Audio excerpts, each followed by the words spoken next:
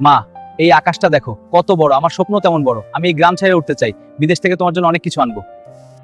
মা, আমি উঠতে চাই। উঠতে চাস বাবা, ভালো কথা, কিন্তু ডানাটা কাগজের হলে মাঝ আকাশে ভেঙে পড়বি না তো? না মা, ভয় পেও না। না মা, জমির চাচা আছে না, সে কইছে মালয়েশিয়া গেলে মাসে ৮০,০০০ টাকা বেতন। ৮০,০০০? ৮০,০০০ না, চাইলে ১,০০,০০০ও কামাই করতে পারবা, শুধু সাহস থাকলেই হবে। কেন জানি আমার এই সুখের রাস্তা এত সহজ বলে মনে হয় না, আমার পোলার যেন ক্ষতি না হয়।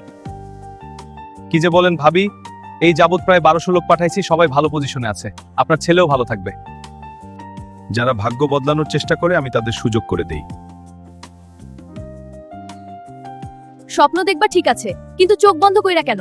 কি বলস তুই? ভাবনা আর স্বপ্ন এক না, চোখ খোলা রাখ। সবাই ভয় দেখায়, কেউ সাহস দেয় না। সাহস আর বোকামির মাঝে একটা পাতলা দেয়াল আছে রে বাবা। সবাই ভয় দেখায়, কেউ সাহস দেয় না।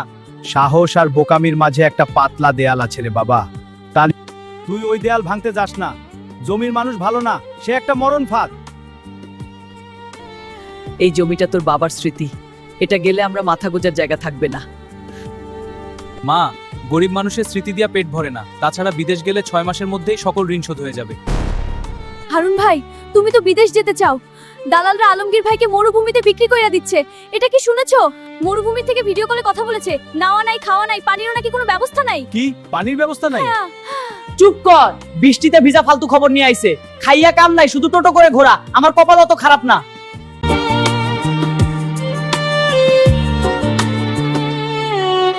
স্যার, আমার পোলাডারে বাঁচান। আপনার পোলা ওই দেশে অবৈধ, সে অপরাধী না, কিন্তু আইনের চোখে অপরাধী। অপরাধী তো ওই দালাল, সে মিথ্যার ফুলঝুরি ছড়িয়ে এসব করেছে, তার শাস্তি হওয়া দরকার। আমি ভুল করছি। এইটা ভুল নয়, আপনি মানুষের স্বপ্ন নষ্ট করছেন। স্বপ্ন মানুষকে বাঁচায় আবার মারে, যাচাই ছাড়া এক কদমও আগাবেন না। আমার মতো কি কেউ স্বপ্ন করার আগেই ভাঙতে চান? যদি না চান, অবশ্যই জমির মতো লোকের ফাঁদে পা দিবেন না। স্বপ্ন দেখেন, কিন্তু ফাঁদ চিনতে শিখেন, ভুল হলেই জীবন বরবাদ। ভিডিওটি দেখার জন্য ধন্যবাদ।